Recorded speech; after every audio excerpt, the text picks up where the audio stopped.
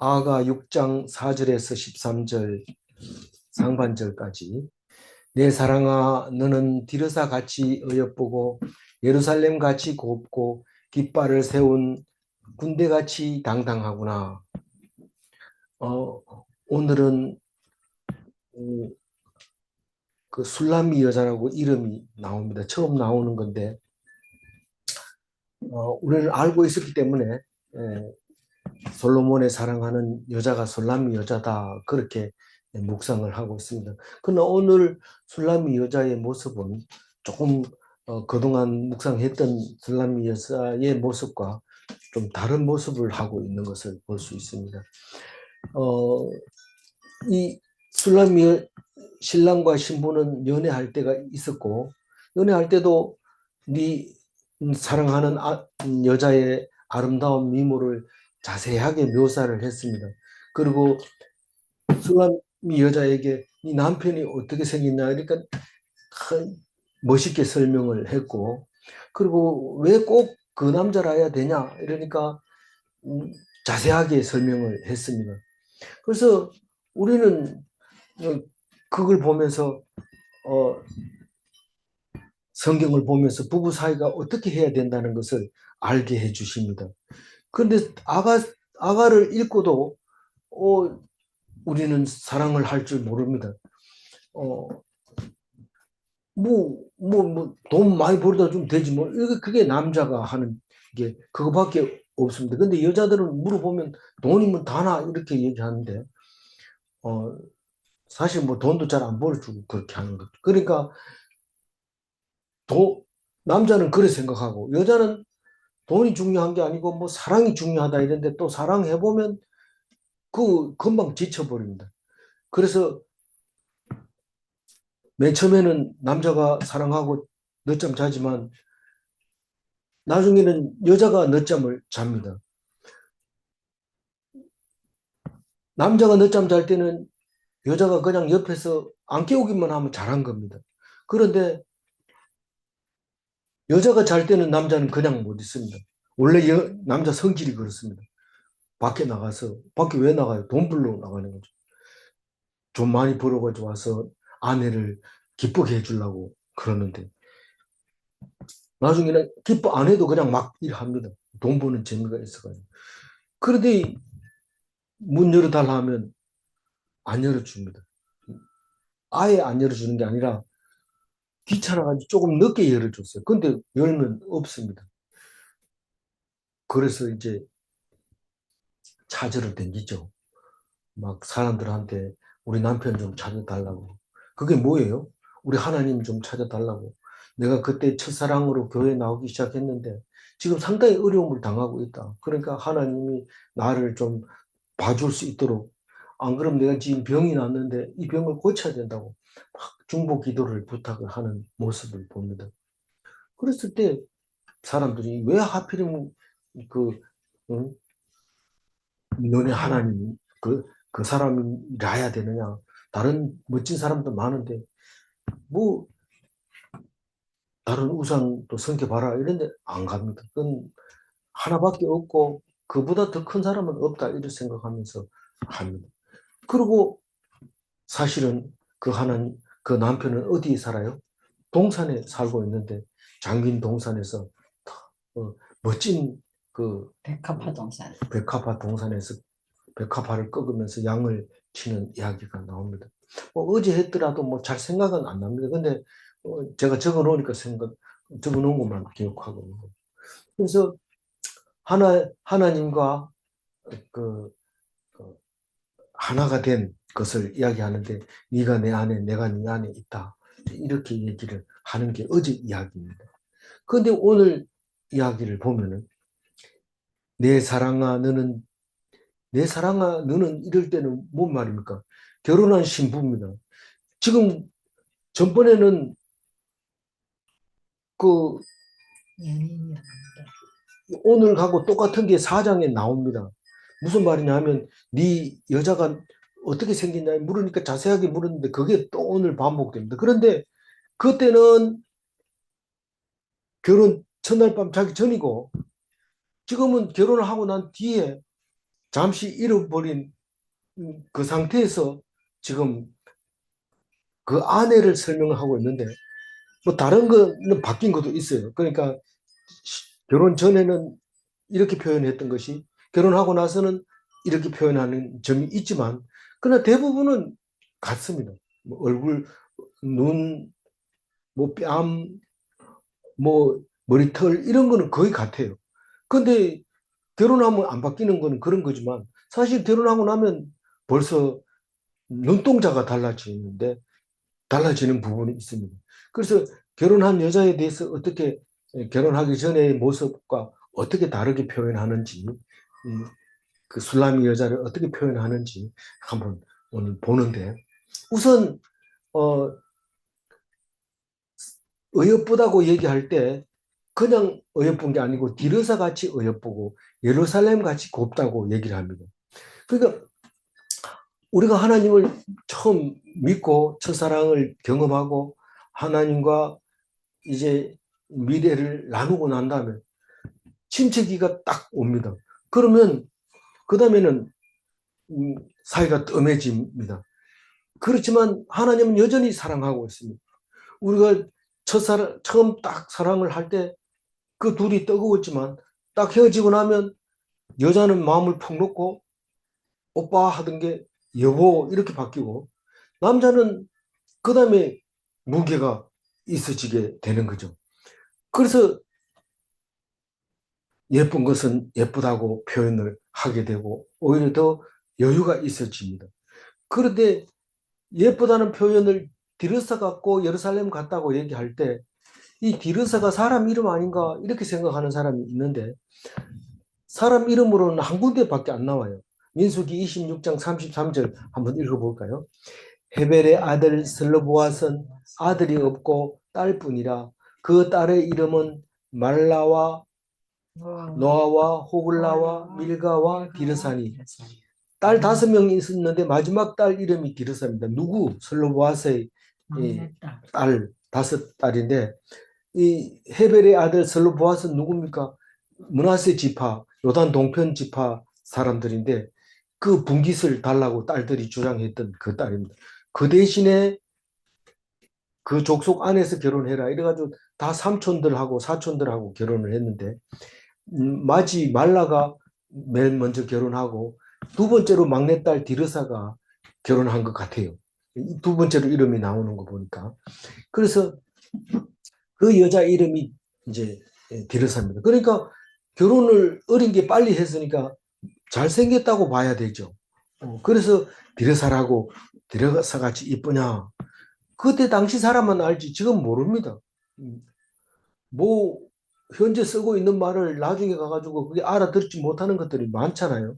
왜냐하면 소주를 이야기할 때 아침 이슬 이렇게 얘기한 것처럼 그 도대체 아침 이슬을 뭐가 그리 좋다고 먹느냐 이랬지만 우리는 다 압니다. 뭐 그런 것처럼 디르사가 그때 예뻐가지고 그렇게 했는지, 뭐, 또 지명 이름이 있을 수 있어요. 지명은 열왕기상 16장 23절에 있는데 한번 읽어볼까요? 오므리가 이스라엘의 왕이 되어 12년 동안 왕위에 있으며 디르사에서 6년 동안 다스리니라. 이 오므리 왕조는 북이스라엘의 19번 명의 왕 중에서 5번째 왕이 오므리인데, 그 앞에 왕은 시므리인데, 이 시므리가 반역을 일으켜가지고 오므리가 포위를 하니까 그 수도 서울이죠. 북이스라엘의 서울 디르사에서 그냥 분신 자살을 해버립니다. 그래서 오므리가 기분 나빠가지고 6년만 거기 있다가 6년 뒤에 사마리아로 천도합니다. 수도로 바꿔버립니다. 그리고 영원히 이제 사마리아가 북이스라엘에, 영원하지는 않지만 망할 때까지 북이스라엘의 수도로 됐죠. 그렇게 되는 그 디르사인데, 디르사 다음에 예루살렘이 나온 거 보면 이게 이 수도 지명을 사용했는 것 같아요. 그 디르사는 북이스라엘의 수도고 예루살렘은 남유다의 서울이기 때문에 시나 노래로 보면 그렇습니다만은 어여쁘다는 말을 하는 거 보면 디르사가 사람 이름일 수도 있다 이런 생각이 들죠. 근데 예루살렘은 예루살렘 여자들아 이러면은 보통 여자들 보고 얘기하기 때문에 예쁘다 그런 뜻으로 말할 수가 있습니다. 그래서 사랑하는 그 아내를 표현할 때 디르사 같고 예루살렘 같다고 곱고 예쁘다고 그렇게 말하고 있습니다. 그리고 무엇보다도 당당하다는 겁니다. 여자가 아무리 이뻐도 기죽어 있거나 아무리 이뻐도 좀 이렇게 천하게 보이면은 그거 별로입니다. 그러나 당당하면 자랑스럽죠. 저게 내 누이다, 내 아내다.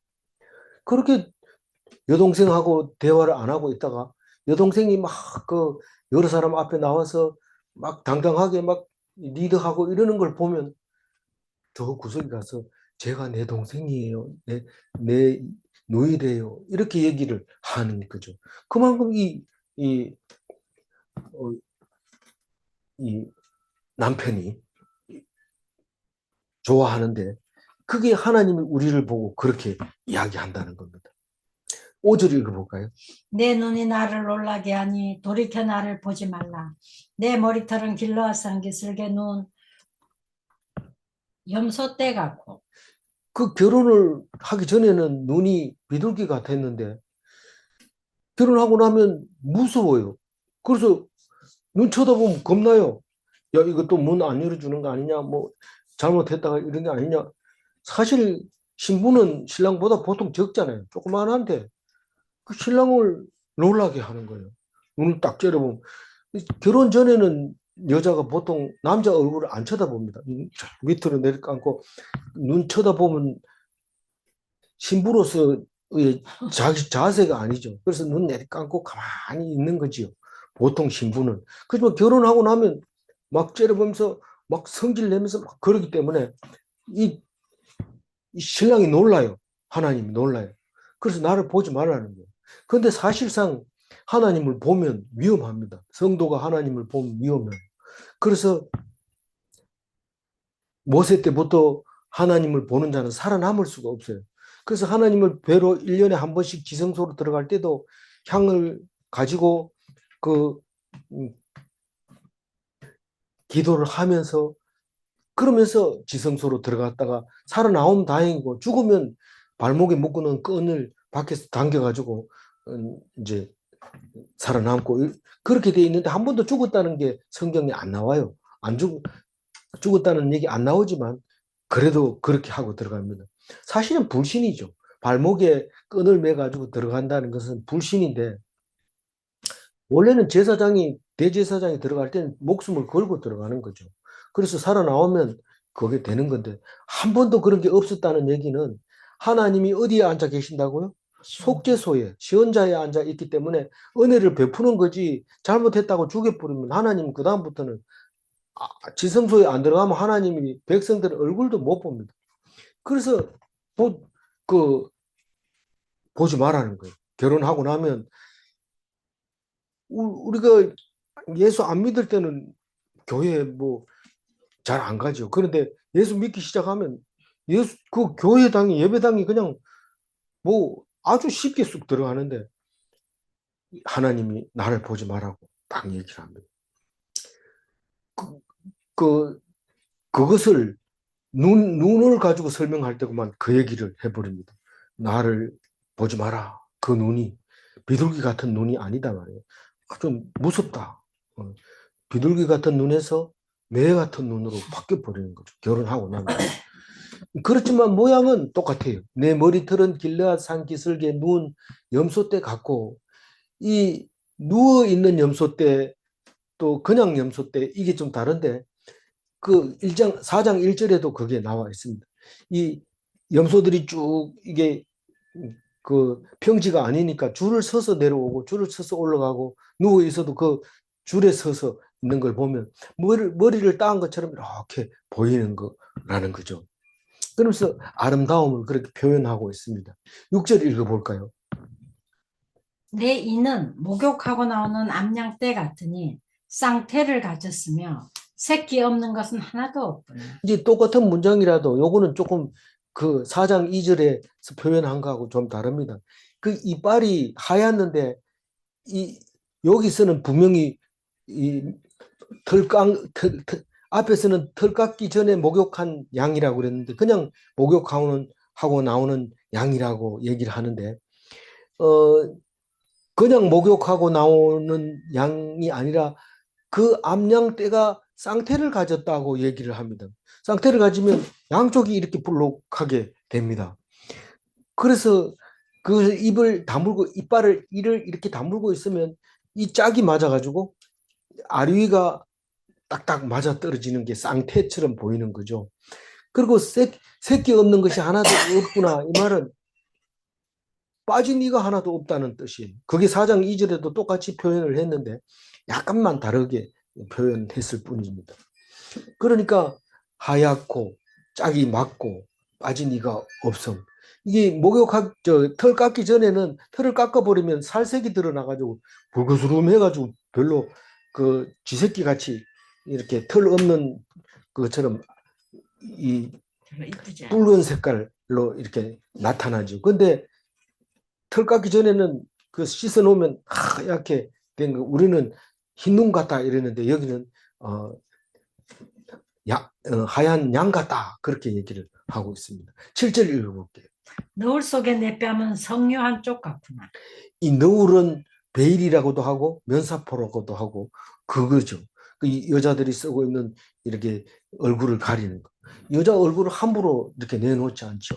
그 중동 지방 요즘 무슬림들은 눈만 이렇게 내놓는데 옛날부터 그렇게 했던 거죠. 근데 형식적으로 이렇게 가려가지고 너울을 쓰고 다녔던 것을 알 수 있는데 그 속에 있는 뺨은 붉기는 붉은데 자세히는 모릅니다. 그래서 표현하기를 석류 한쪽 같구나.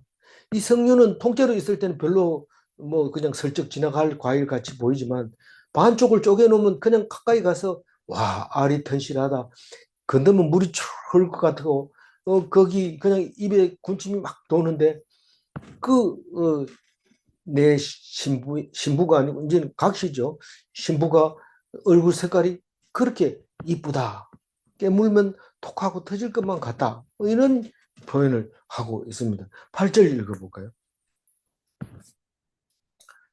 왕비가 60명이요 후궁이 80명이요 시녀가 무수하되. 이게 지금 8절만 읽으면 급합니다. 그 다음에 얘기를 읽어봐야 이게 무슨 말이 아니니까요. 이게 무슨 말이냐면 사람이 이렇게 많아도 내 여자가 이렇게 많아도 내가 사랑하는 신부는 하나밖에 없다. 그 얘기 하려고 하는 거죠. 근데 왜 왕비가 60명이고 후궁이 80명일까요? 왕비는 그 60명이라는 거는 왜 그런지 모르지만 어쨌거나 솔로몬이 장가 가기 위해서 가마를 타고 올 때 호위 무사들이 60명이었어요. 그래서 그 아내가 자기를 지켜준 60명이 아니었을까? 그렇게 하고 이름이 왕비라는 말을 안 들어간 후궁들이 80명 있었는데 두 개 합하면 140명입니다. 그러면 숫자가 맞아떨어지니까 그렇게 140은 완전수니까요. 그렇게 한 게 아닌가 그런 생각이 들고요. 시녀는 숫자가 너무 많아서 무수하대는 셀 수 없대 이런 말입니다. 근데 사실상 열왕기상 11장 3절 보면 솔로몬은 왕이 한번 읽어볼까요? 11장 3절 왕은 후궁이 700명이요 첩이 300명이라 그의 여인들이 왕의 마음을 돌아서게 하였더라. 그 막판에는 이 많은 여자들 때문에 마음이 빼앗겨서 그만 하나님이 버리는 왕이 돼버립니다. 그래서 그 아들들은 왕위를 이어받지 못하고 제대로 이어받지 못하고 남북으로 갈라지는데 자기 친아들 르호보암만 남유다의 왕이 되고 나머지 10지파는 북이스라엘의 지파로 만들어서 따로 이제 분열 왕국이 되게 됩니다. 그런데 1000명의 왕비들이라 했는데 지금 아가를 쓸 때 140명밖에 안 됐다는 거죠. 그래서 초기에 쓴 시가 아가서다. 이제 그렇게 얘기를 하고 있습니다. 그런데 9절 읽어봅니다. 내 비둘기 내 완전한 자는 하나뿐이로구나. 그는 그의 어머니의 외딸이요 그 낳은 자가 귀중히하게 여기는 자로구나. 여자들이 그를 보고 복된 자라 하고 왕비와 후궁들도 그를 칭찬하는구나. 그렇게 많은 140명 그리고 셀 수 없는 시녀가 있어도 나는 하나밖에 없다. 내하고 결혼한 사람 딱 한 사람밖에 없다. 우리나라의 인구의 절반이 기독교를 믿는다 해도 내가 너만 사랑한다. 그게 너가 누굽니까? 나보고 하는 소리예요. 나보고. 나는 너가 제일이다. 그렇게 얘기하고 있는 거죠. 그렇게 이걸 읽으면서 가슴이 뛰겠어요? 안 뛰겠어요? 가슴이 뛰어야 되죠. 근데 모든 사람하고 구별된다고 나보고 얘기를 합니다. 무슨 생각을 해도 항상 하나님을 생각하고 판단하는 것도 하나님을 생각하고 그런 것을 말하고 있는 건데 그걸 나의 비둘기라고 얘기합니다. 다시 말해서 하나님 앞에 순결한 그런 백성이다. 그런 얘기합니다. 그러고 보면 완전한 자라고 얘기할 때 죄 없는 이런 말입니다. 그래서 제물로 바치기에 합당한 그런 말입니다. 완전한 자가 제물로 드리면 더 이상 제물을 드릴 필요 없습니다. 우리는 죄를 짓고 제물을 바쳤으면 싹 지워져야 되는데 과거의 죄만 씻어지고 또 지은 죄는 또 다른 제물을 바쳐야 됩니다. 그러나 완전한 제물을 바칠 때는 내가 앞으로 지은 죄까지도 다 없앨 수 있는데 그게 예수님이 가능한 거죠. 아무 죄 없는 제물로. 그러니까 예수님 닮았다. 너보고 나보고 그렇게 얘기를 하고 있습니다. 네가 내 신부다. 오직 하나밖에 없다. 아무리 많아도 너 하나밖에 없다. 그 얘기를 하고 있는 거죠. 그 외동딸이래요. 외동딸. 그 외동딸 이러면 신부로 쓰는 외동딸이 귀한 거지만 아들로서는 외아들이 더 귀한 거죠. 그래서 예수님은 하나님의 가장 귀하게 여기는 아들입니다. 내 사랑하는 아들이다. 내가 독자다. 내가 사랑한다. 그 얘기를 예수님이 태어날 때부터 세례 받을 때 또 십자가에 달려 돌아가실 때 여러 번 내 아들이라고 얘기를 하는 것을 우리는 잘 압니다. 이 아들이 아니라 이제는 마누라, 아내로서 귀히 여기는 그 딸을 데리고 그 외동딸을 데리고 오는 게 좋아요. 딸 많은 데서 하나 데리고 오는 게 좋아요. 근데 딸 많은 데서 데리고 오면 편해요. 왜 편하냐면 그 딸이 시련을 많이 받았기 때문에 들어오면 아내로서의 역할을 잘 합니다. 그래서 셋째 딸은 안 물어보고 데리고 간다 하잖아요. 그만큼 힘들었기 때문에 누가 귀하게 여기면 너무 반응을 잘합니다. 근데 왜 딸은 참 귀하게니까 좀 남편도 귀하게 여기지만 이게 보통이 아니거든요. 그냥 모든 게 이제 내 마음대로 하고 이러기 때문에 좀 그런 부분이 있지만 지금은 귀한 딸이라는 것을 설명하기 위해서 이제 이렇게 표현한 겁니다. 복된 자라고 사람들이 다 얘기합니다. 어떻게? 이 많은 사람 중에 네가 간택이 되었고 네가 택함을 받았고 네가 왕하고 잤는데 그냥 잔 게 아니라 유일하게 신혼을 보내고 결혼을 하고 네만 사랑하니까 그 많은 140명보다 더 많은 여자들이 다 그 사람을 보고 칭찬을 하는 거예요. 아, 복되다. 그, 그 가톨릭에서 누굴 복되다 그래요? 마리아. 예, 마리아를 보고 아기를 가진 그 배가 복되고 먹인 젖이 복되고 이런 얘기를 하잖아요. 그 남편이 사랑해주고 이러면 얼마나 그 외아들을 낳은 그 왕비가 복되다고 얘기를 할 때 사람들이 다 그렇게 칭찬을 하는 겁니다. 그런데 왜 하나님이 너를 데리고 간대? 그러니까 앞에서 설명 다 했어요. 예쁘고 뭐 이렇게 해서 데리고 간다. 그런데 사실 그게 노력으로 됩니까? 내가 뭐 입술이 내가 뭐 뺨이 뭐 어떻게 내 노력으로 됩니까? 이유를 몰라요. 내 노력으로는 하나님이 어떻게 사랑할지 이 아내로 데리고 가는지 그건 모르지만 분명히 나한테 그런 얘기를 한 겁니다. 그런데 사실 복은 마태복음 5장 3절에 뭐라고 했습니까? 심령이 가난한 자는 복이 있나니 천국이 그들의 것이며 이렇게 나와 있어요. 그럼 지금 남편을 찾으려고 막 사람들한테 부탁을 하고 하나님 어디 있는지 찾아야 된다 이러고 남편 어디 있는지 알아봤나 이러고 물어보고 계속 이렇게 하는 사람은 가난한 사람입니다. 마태복음에는 심령이 가난한 자, 속이 답답해 있는 사람을 말하고 있는 겁니다. 그 사람이 천국을 볼 것이요. 다시 말해서 남편을 만날 것이요. 행복하게 살 것이요. 사람들이 다 그를 칭찬한다. 그 얘기를 합니다. 아니 뭐 노력은 안 해도 속은 터졌죠. 속은 막 애타고 그거를 하나님이 작은 일에 충성했다고 그러고 그렇게 칭찬합니다. 그러니까 우리는 하나님 믿는 게 어떻게 믿어야 되는지 판단이 섭니다. 10절 읽어볼게요.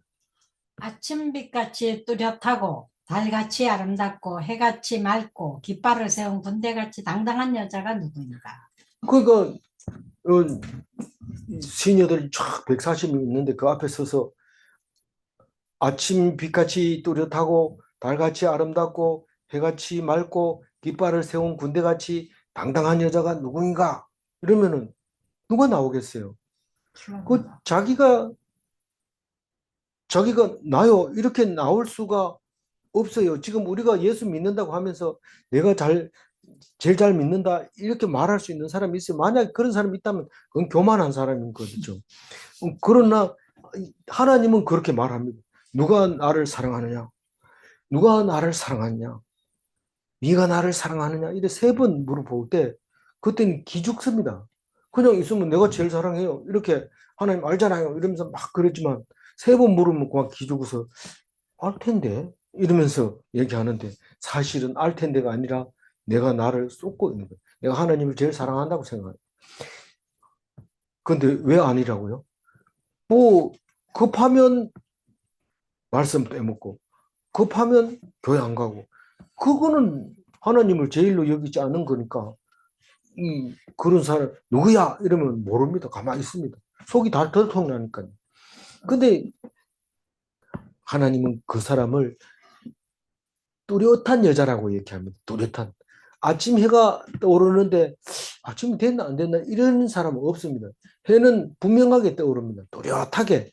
이 사람은 예수 믿는 사람 확실하다. 그렇게 보여야 뚜렷해야 돼요. 뭐 설교한다고 해서 뭐 그 다 예수 믿는 사람이 설교는 다 옳은 거지만 그렇다고 해서 뚜렷하게 보여야 돼요. 뚜렷하게 뭔 얘기를 하는지. 달같이 아름답다는 게 뭐예요? 아름다움의 대표가 보름달입니다. 그 집 보름달 같더라. 보름달 같은 아들 낳더라. 뭐 이렇게 얘기할 때 제일 이쁠 때 달 표현을 합니다. 그리고 해같이 맑다. 환해. 얼굴 빛이 환해. 얼마나 환한데 햇빛 같아. 이렇게. 그리고 당당해. 어떻게 당당하냐? 깃발을 세운 군대가 당당합니다. 이 깃발을 세운 군대는 기치를 세운 군대. 기치를 올려라. 기치를 세워라. 이런 얘기를 하는데 깃발을 세우라는 뜻입니다. 깃발을 보면 사람들이 그 깃발을 향해서 거침없이 나갑니다. 그러나 깃발이 없으면 어디로 가야 될지 누가 적군인지 구별을 못합니다. 그래서 기치를 올려라 이러면 기수가 깃발을 탁 올리면 쫙 이제 힘이 나게 되는데 그 일본 사람들은 그런 싸움 잘하잖아요. 그래서 여행 갈 때도 깃발을 꼭 들고 갑니다. 이 여행 가이드가 삼각형 깃발을 꼭 들고 색깔이 있는 거 들고 가면 사람들이 뭐 여기저기 보면서 항상 그 깃발을 보면서 보다가 또 깃발을 찾아가고 이러기 때문에 안 그러면 말을 안 해도 따라갑니다. 근데 일본 사람 아닌 사람은 사람 숫자 계속 세보고 또 가다가 또 숫자 세보고 이렇게 합니다. 그래서 이 깃발이 있으면 사람들이 당당해지는데 이 여자는 꼭 무슨 깃발을 보고 있는 것처럼 막 당당하게 얘기합니다. 긴지 민지 이렇게 헤매는 게 아니고 확실합니다. 11절 읽어봅니다. 골짜기에 푸른 초목을 보려고 포도나무가 손에 났는가? 석류나무가 꽃이 피었는가 알려고 내가 포도 동산으로 내려갔을 때에. 이 11절, 12절, 13절은 이 주석에 거의 설명을 안 하고 있습니다. 그냥 어떤 데는 난해 구절 이렇게 넘어가는 경우가 많은데 사실 이게 가장 중요한 얘기입니다. 이게 11절 이야기가 호도동산이 중요한 단어고 13절에서 술람이 여자가 중요한 단어입니다. 그래서 11절, 12절, 13절은 해석이 됩니다. 이 호도는 중동 지방에 안 납니다. 그래서 어디에 나냐면 바사, 인도에서 납니다. 바사는 페르시아입니다. 페르시아가 일어서기 전에는 어디입니까? 페르시아가 일어나기 전에는 바벨론이잖아요. 그 바벨론에 지금 포로들이 끌려가 있습니다. 이스라엘 백성은. 거기 가 있는데 이 호도라는 말은 이 성경에서 이거 하나밖에 안 나옵니다. 그러니까 이 말은 분명히 페르시아의 하나님이 거기 가 있습니다. 머리가, 정신이, 영혼이. 왜 거기 가 있어요? 백성들이 거기 있으니까요. 거기 가 있는데 동산이니까 물론 성경적으로 보면 에덴 동산도 거기 있어요. 그 페르시아에 있어요. 있지만 호도 동산은 특히 그곳에 있는 겁니다. 그러니까 거기 왜 하나님이 갔다고 그랬어요? 골짜기에 푸른 초목을 보려고. 푸른 초목은 봄에 이렇게 푸르집니다. 가을에는 누렇게 되지만 푸른 초목이 났는지 안 났는지, 포도나무가 순이 났는지 안 났는지, 달릴 건지 말 건지, 석류나무가 꽃이 피었는데 벌들은 날아다니는지, 그거를 보러 갔어요. 왜요? 하나님이 순찰하러 간 거죠. 근데 남편이 갖는 것처럼 얘기하잖아요. 그 신부 찾으러 간 게 아니고 그냥 순찰하러 간 거예요. 그 바벨론으로. 왜 바벨론으로 가면 백성이 거기 때문에 영 따라갈 수밖에, 하나님의 영이 따라갈 수밖에 없어요. 그렇게 감찰하러 가는데 하나님이 감찰 안 하면 안 됩니까? 하나님이 감찰하면 꽃이 피고 벌이 날아다니고 포도가 순이 나고 포도가 새로 맛있는 거 달리고 봄이 오는 것을 보고 이렇게 관리하러 간 겁니다. 12절 읽어볼까요? 부지 중에 내 마음이 나를 내 귀한 백성의 수레 가운데 이르게 하였구나. 부지 중에, 은연 중에, 부지불식간에 이런 뜻입니다. 나도 모르게 그냥 내 마음이 어디로 갔느냐 하면 하나님이 말하는 겁니다. 하나님 마음이 어디로 갔냐면 누군가가 끌고 갔어요. 하나님의 성령을 끌고 어디로 갔냐면 내 귀한 백성의 수레의 가운데에 가게 됐어요. 이 귀한 백성의 수레가 도대체 뭘까? 아무리 바벨론 포로로 끌려갈 때는 코에 철사를 끼워가지고 끌고 갔습니다. 안 가려고 그러니까. 그런데 돌아올 때는 70년 뒤에 돌아올 때는 수레에다가 성경 두루마리, 성경 썼는 거 두루마리, 그리고 그동안 돈 벌었는 거 돈 챙겨가지고 왜 돈 어디다 쓰려고요? 성전 새로 수리하는 데 쓰려고. 그리고 그 빼앗겨 갔던 그 기명들을 다 수레에 싣고 옵니다. 그렇게 백성들이 싣고 이제 이스라엘로 예루살렘으로 돌아오는 그 수레에 하나님이 가는 거예요. 그런데 원래는 그 수레에 하나님이 갔다는 걸 어떻게 알아요? 산을 넘어 오는 소리치는 자의 발이 아름답다. 무슨 소리를 치는 거예요? 하나님이 통치하신다. 끌려갈 때는 바벨론 느부갓네살이 통치하는 줄 알고 거기 가서 쭉 하고 70년 살다가 이 페르시아의 고레스가 돌아가도 좋다. 유대인들은 돌아가도 좋다. 이러니까 기뻐서 그냥 수레에다가 막 때려 싣고 돌아오는데 복역의 때가 끝났다. 해방되었다. 하나님이 통치하신다. 바벨론에 갔을 때는 하나님이 없어요. 오로지 하나님이 느부갓네살이에요. 근데 돌아올 때는 하나님이 그 수레에 계시면서 야, 이제는 가면 명령하는 사람이 없는데 그럼 누가 명령하는? 하나님이 명령하는 겁니다. 하나님이 그 수레에 이미 타고 있는 거예요. 동행하고 있는 거예요. 그 모습을 하고 있습니다. 그러면서 13절 읽어봅니다. 돌아오고 돌아오라 술람이 여자야. 돌아오고 돌아오라 우리가 너를 보게 하라. 돌아오라 4번 얘기하면 어느 정도 기가 두꺼운 사람도 듣습니다. 아니, 돌아오라는데 뭔 소린가? 포로에서 귀환하라 이런 말입니다. 그 포로는 하나님이 없는 거고 돌아올 때는 하나님이 도와주지 않으면 살 수 없는 이스라엘 백성입니다. 하나님께 돌아오라. 남편에게 돌아오라. 결혼한 여자야. 그게 술람이 여자라고 얘기하고 있습니다. 그리고 술람이 여자가 돌아오면 모든 사람이 보게 되는데 남편 입장에서 그 왕 입장에서 이제 아내가 왔다. 내 여자가 왔다. 그렇게 해서 많은 사람들이 알게 해라. 내 아내가 없으면 어떻게 돼요? 독신입니까? 솔로입니까? 이러면서 나도 솔로인데 오늘 저녁에 좀 만납시다. 이렇게 됩니다. 근데 임자가 있으면 그런 얘기 못하죠. 그래서 많은 사람들이 보게 하라고 얘기를 하고 있습니다.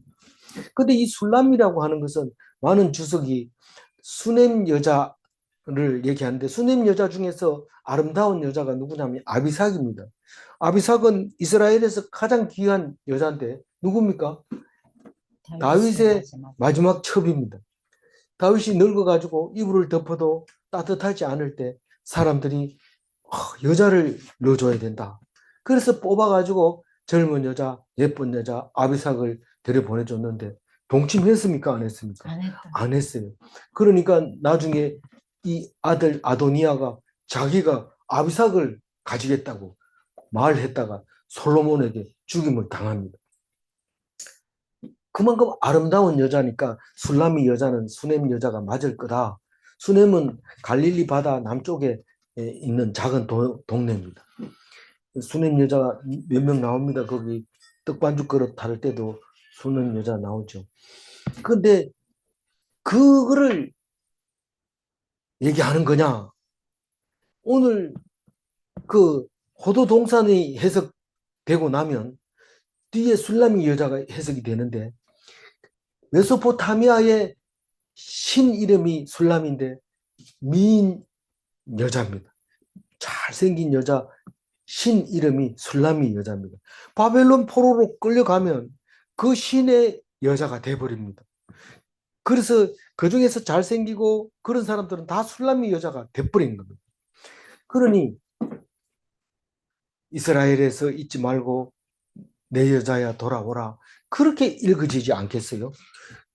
그런데 사실 솔로몬은 초창기에 아가스를 썼다고 했다면 그러면 솔로몬이 죽고 500년 넘게 600년 넘어서 바벨론 포로 가는데 그거 어떻게 쓴 겁니까? 우리는 이사야서를 보면 이사야가 죽고 500년, 600년 있다가 예수님이 옵니다. 700년 가까이 있다가 예수님이 옵니다. 기원전 700년에 썼다는 거죠.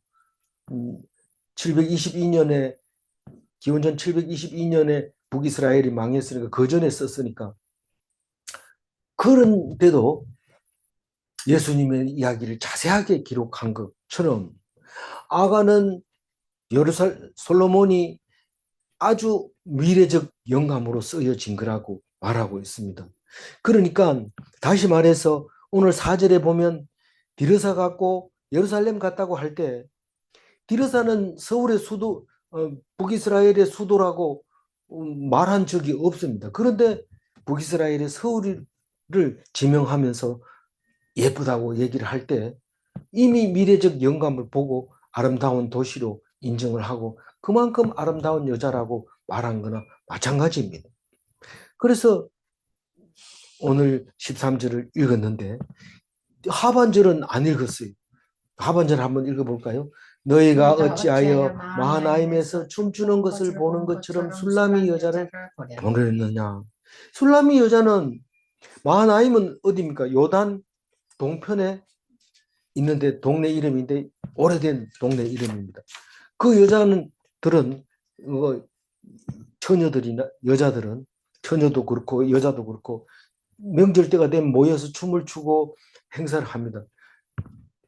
여자들이 모여서 춤추고 행사하면 그걸로 끝나지 않습니다. 남자들이 나와서 음란 행위를 합니다. 그래서 그건 성경에 없는 얘기입니다. 그런데 비슷한 얘기가 있어요. 그 베냐민 지파들이 처녀들이 나오면 보쌈 해가지고 가가지고 이제 아내를 삼는 이야기가 나오는데 그 마하나임에서 춤추는 여자들은 그냥 힙한 여자고 좀 천박스러운 여자들이고 그런 건데 그거하고 다르다. 누가 그렇다고요? 술람미 여자가. 술람미 여자는 그런 시시한 여자하고 다르다라고 이야기를 하는데 이 보트 읽어도 되는데 내일 보면은 다른 여자들의 이야기를 같이 해야 되니까 반으로 잘라놨어요. 오늘 13절 상반절만 읽고 마무리하겠습니다. 돌아오고 돌아오라 술람미 여자야 돌아오고 돌아오라 우리가 너를 보게 하라. 이 술람미 여자는 포로가 된 하나님의 백성인 듯 합니다. 술람미는 메소포타미아의 여신의 이름이라고도 합니다. 질문합니다. 포도나무 동사는 페르시아를 의미하는가? 그렇습니다. 돌아오라는 하나님의 백성의 포로 귀환을 연상하는가? 그렇습니다. 기도하겠습니다. 하나님 감사합니다. 맨 처음에는 결혼하기 전에는 아름다운 그 연인을 표현할 때와 결혼하고 나서 사이가 벌어져서 따로 떨어져서 찾을 때 표현하는 방법이 다릅니다. 우리가 예수 믿기 전에 하나님이 나를 평가하는 것과 신앙 고백을 하고 하나님 앞에서 뜨거운 사랑을 경험하고 그 첫사랑을 잠시 잊어버리고 하나님이 나를 다시 찾을 때 우리를 달리 보고 달리 부르십니다.